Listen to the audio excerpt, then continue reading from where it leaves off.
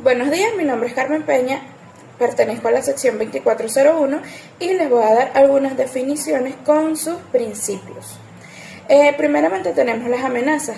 Las amenazas son aquellos riesgos que corre una persona o un entorno que presenta algún riesgo que atente contra la vida de la persona, o si es un lugar que atente contra su estructura, contra la fauna o en general contra el ecosistema que se encuentra. Los principios de las amenazas están divididos en principio de precaución y principio de prevención. El principio de precaución es aquel que trata de tomar las medidas necesarias para no llegar a ninguna situación que amerite, que desencadene una amenaza. Luego tenemos el principio de prevención. El principio de prevención se enfoca más que todo en la prevención de los daños ambientales para que no ocurran desastres dentro del ecosistema que luego puedan arropar a la sociedad o a las personas o simplemente a los animales que se encuentren ahí. Luego tenemos los desastres. Un desastre es un hecho de origen natural provocado por el ser humano. Estos afectan negativamente el entorno, afectan la fauna, afectan la flora, afectan la forma de vivir de las personas, etc. El principio de los desastres habla más que todo de la humanidad, de la cooperación, de la no discriminación y la preparación. Todo esto para precisamente evitar los desastres. Las emergencias se definen como todos aquellos hechos que necesitan ser atendidos de manera inmediata. Existen las emergencias médicas, que son generalmente las que presentan los seres humanos en su día a día. Existen emergencias ambientales, como por ejemplo los incendios forestales, cuando se desbordan los ríos. Esos son tipos de emergencias ambientales. Y también están las emergencias mundiales, como pueden ser, por ejemplo, lo que fue la pandemia, el COVID, como también pudiese ser las guerras mundiales, etc. Todas estas necesitan ser ocupadas lo más rápido posible. Luego tenemos los eventos adversos. Los eventos adversos son todas aquellas apariciones inesperadas que pueden ser perjudiciales. Sus principios son simplemente basados en la prevención de daños y la reducción de riesgos de causas innecesarias. Luego tenemos la mitigación. La mitigación es un concepto amplio que puede estar que puede estar presente en diferentes campos, como la ingeniería, la gestión de riesgos, la salud pública y la economía. Pero en ámbito general, la mitigación se refiere a la acción de reducir el impacto de un evento o situación peligrosa o adversa. Luego tenemos la preparación de prevención, que es definida como un conjunto de acciones y estrategias diseñadas para evitar la aparición de problemas, bien sean de salud, ambientales o sociales. Asimismo, tenemos la definición de reconstrucción. La reconstrucción se refiere a la acción y efecto de volver a construir algo que ha sido destruido o deteriorado. Los principios de la reconstrucción están basados en el principio de verificación y en el principio de certeza. En el principio de verificación implica pues la confirmación de la veracidad de los hechos y de qué esto quiere decir, o sea, saber qué tan dañado está lo que se quiere reconstruir. La rehabilitación. La rehabilitación está definido por la ONU como el conjunto de intervenciones encaminadas a optimizar el funcionamiento y reducir la discapacidad en personas con afecciones de salud, en la interacción con su entorno. La definición de riesgo construido. El riesgo construido se define como un concepto que ha ganado importancia en el estudio de los desastres, ya que este concepto sugiere que los riesgos no son inherentes a un evento, sino que son construidos socialmente, a través de la percepción y la vulnerabilidad de las personas. El riesgo socionatural. El riesgo socionatural se refiere a la probabilidad de que un territorio o la población se vea afectada debido a las consecuencias perjudiciales que se desarrollan en ese ambiente. Esto incluye los fenómenos naturales como los terremotos, las erupciones volcánicas, los tsunamis y todo este tipo de procesos naturales que pueden pasar. También pueden ser incendios forestales, la deforestación, todo este tipo de cosas. Luego tenemos el riesgo tecnológico. El riesgo tecnológico se define como el potencial de ocurrencias de eventos adversos relacionados con el uso de tecnologías que pueden derivar en pérdidas o daños para una organización.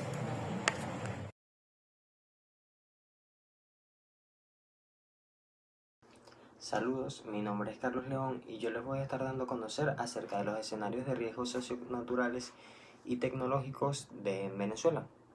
En Venezuela, los escenarios de riesgos socioculturales más comunes incluyen deslizamientos, inundaciones, sismos, tormentas tropicales e incendios, específicamente en las zonas montañosas y costeras de nuestro país. La Ley de Gestión Integral de Riesgos Socioculturales y Tecnológicos busca regular y mitigar las acciones para prevenir, mitigar y responder a estos eventos adversos, involucrando todos los niveles de gobiernos en la sociedad. Ahora bien, como parte de los riesgos socionaturales tenemos como primer punto los deslizamientos. Los deslizamientos son un fenómeno de la naturaleza que se desarrollan cuando el agua se acumula rápidamente en el suelo, a raíz de las lluvias intensas o de deshielos rápidos, convirtiendo el terreno en un río de barro. En Venezuela, a lo largo de la historia, hemos tenido muchas situaciones con respecto a deslizamientos. La más común o la más recordada por todo nuestro país es la que se conoce como la tragedia de Vargas, la cual sucedió, valga la redundancia, en el estado Vargas en el año 1999, que dejó una cifra de aproximadamente 75.000 personas. En ese tiempo también fueron afectados los estados Miranda y Falcón. También tenemos las tejerías, esa es un poco más reciente, año 2002. En octubre del 2002, un deslizamiento atacó a la ciudad, al sector Las Tejerías, en el estado de Aragua, dejando aproximadamente 54 muertos. Tenemos también el Castaño, igual año 2002, que fue un deslizamiento similar, pero ocurrido en el municipio del Castaño, también del estado de Aragua.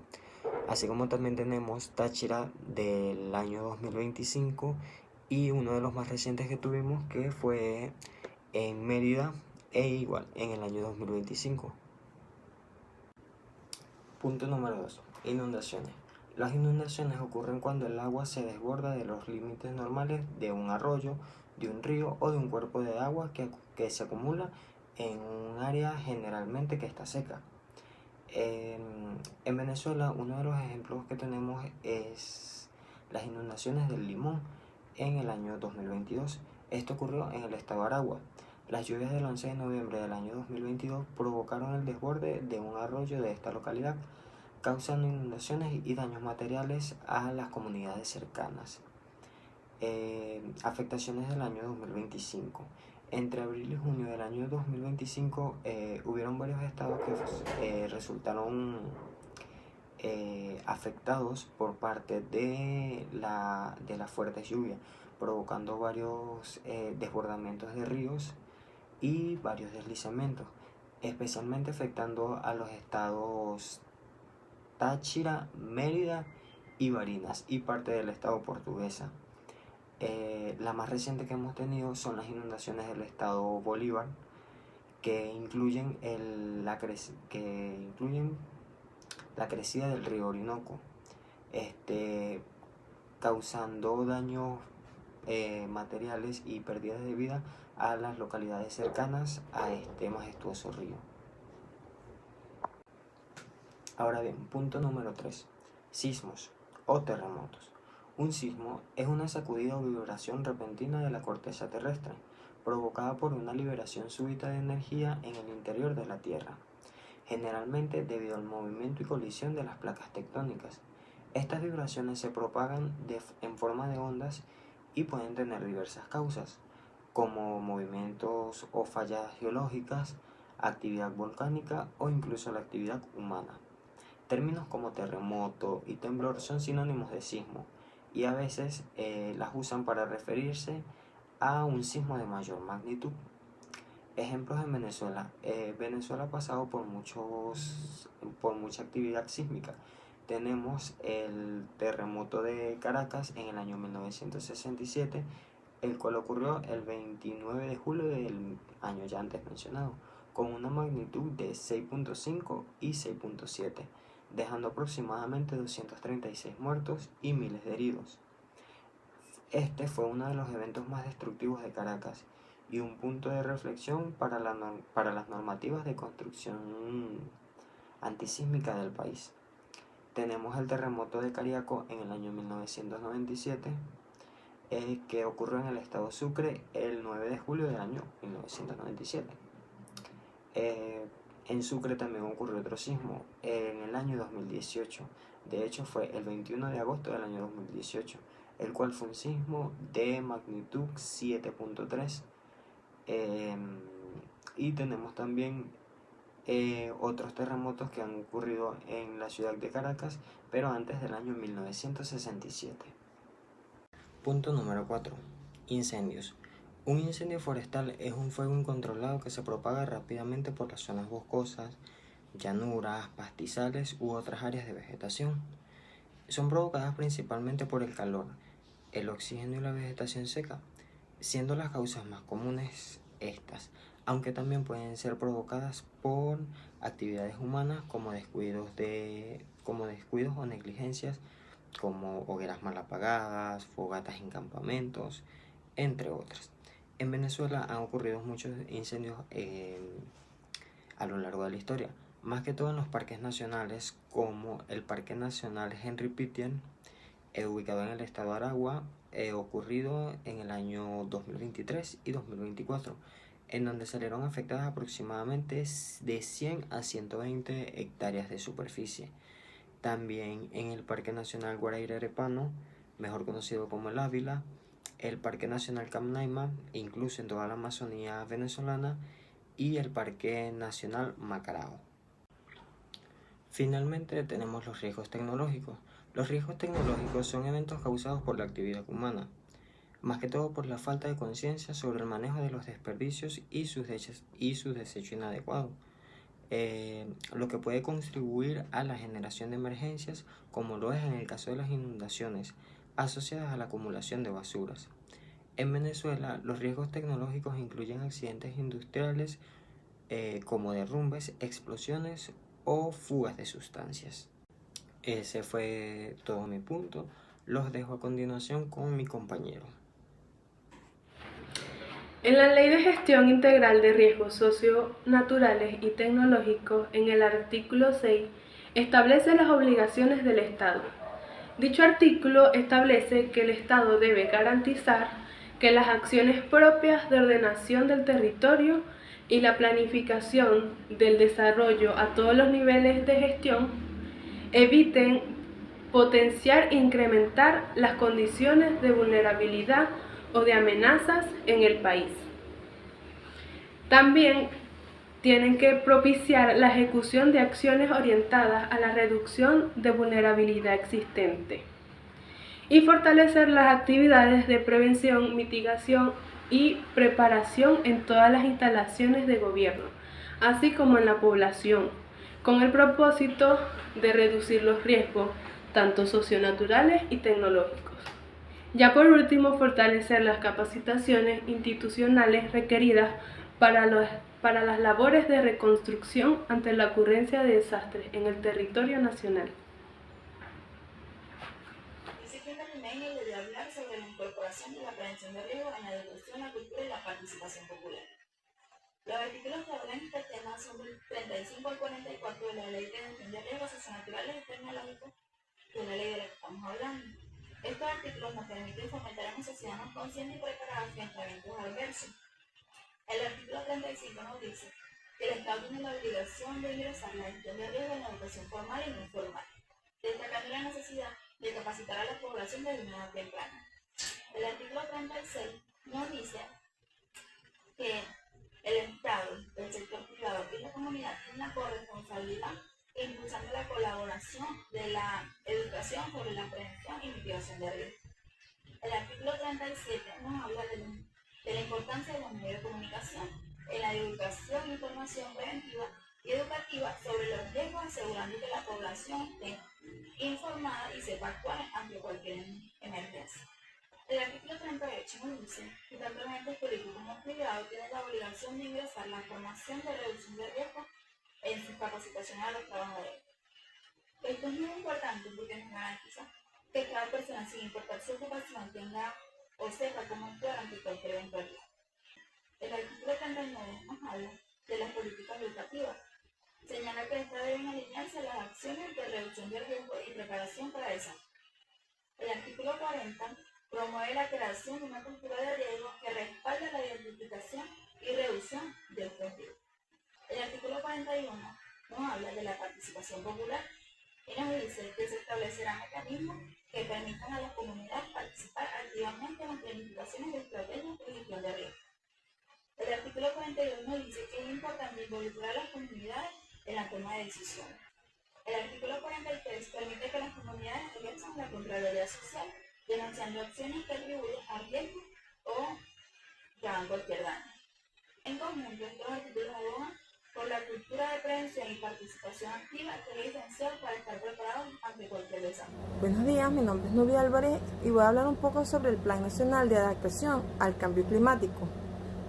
En Venezuela, a pesar de que es un país que no sufre mucho por los gases invernaderos, sí es un país que se ve altamente influenciado por los cambios climáticos. Esto se debe ya a la ubicación, a la ubicación geográfica, que se encuentra con extensas costas, con la ubicación de las zonas andinas y las llaneras, que exponen a múltiples riesgos y lo que hace que la formulación e implementación de un Plan Nacional de Adaptación sea de vital importancia. En las vulnerabilidades de Venezuela se encuentran los recursos hídricos, ya que el país es susceptible a la reducción de las cantidades de lluvias en algunas regiones. Esto afecta a los caudales de ríos, a la capacidad de los embalses, y esto impacta directamente a la disponibilidad del agua potable y a la agricultura y a la generación de la energía hidroeléctrica.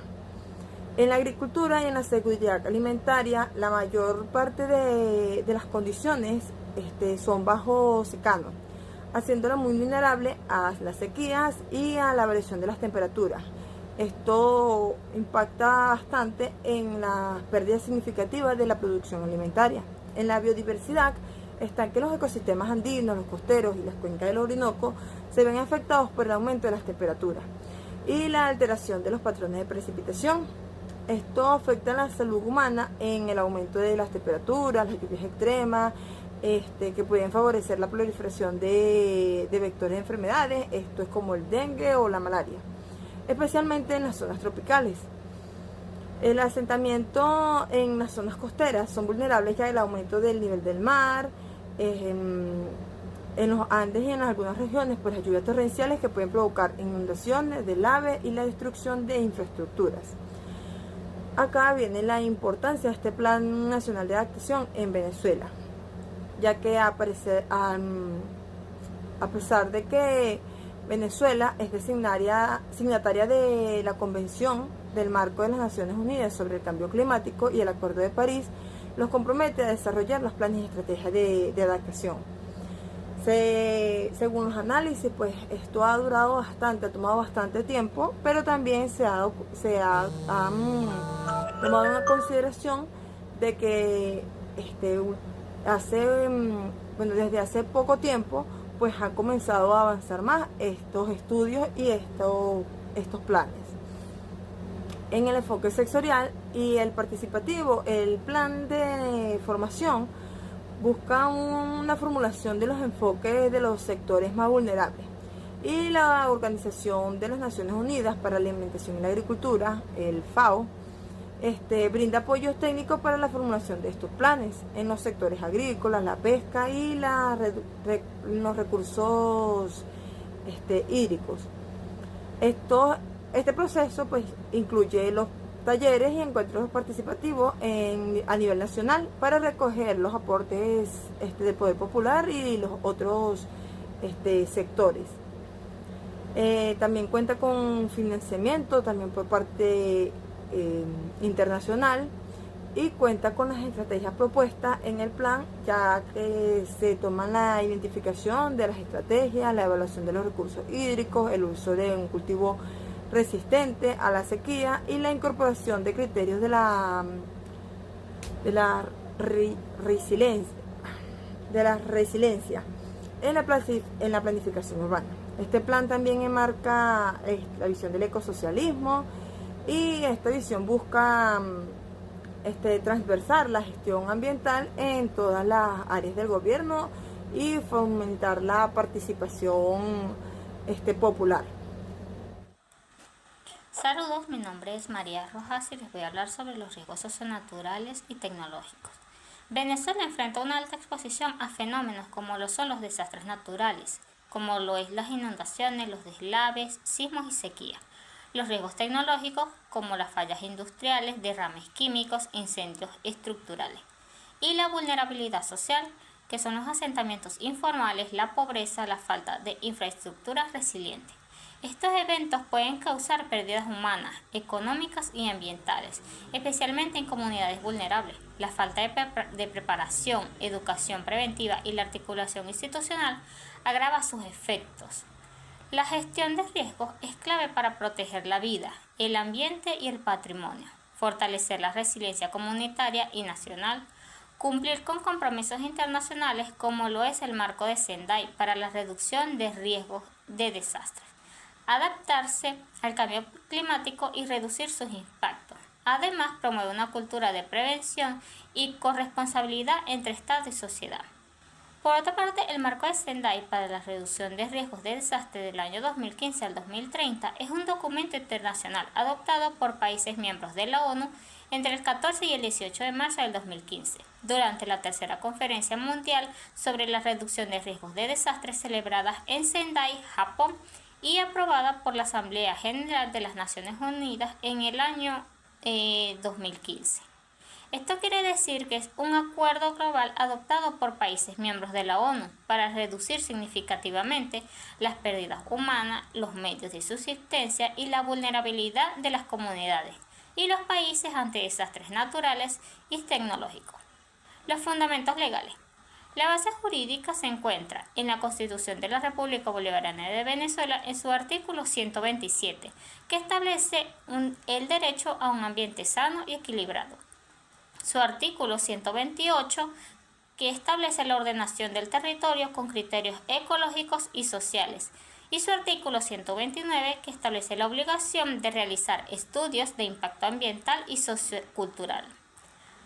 La Ley de Gestión Integral de los Riesgos Socionaturales y Tecnológicos, que está en la Gaceta Oficial número 39.095 del año 2009, que define los principios como la prevención, mitigación, preparación, respuesta, rehabilitación y reconstrucción. También establece competencias del Estado y la participación ciudadana. Reconoce el riesgo como construcción social y ecológica. Y finalmente, la Ley Orgánica del Ambiente de su Gaceta Oficial Extraordinaria del número 5833 del año 2006. Esta promueve el desarrollo sustentable y la protección ambiental como el deber del Estado y de la sociedad. Los fundamentos procedimentales en la gestión de riesgos implica el diagnóstico de amenazas y las vulnerabilidades, la elaboración de planes de emergencia y contingencia, la educación preventiva en escuelas y comunidades, coordinación interinstitucional como lo es la protección civil, bomberos y alcaldía, evaluación de impacto ambiental y sociocultural en proyectos. En cuanto a los fundamentos ambientales, los riesgos no solo afectan a las personas, sino también a los ecosistemas frágiles, como lo son las cuencas, costas, zonas montañosas, entre otros. La calidad del ambiente y el suelo. La calidad del aire, del agua y del suelo. La biodiversidad y servicios ambientales esenciales. Por ello, la gestión de riesgos debe integrarse con la política ambiental, la ordenación territorial y los planes de adaptación al cambio climático. Gracias.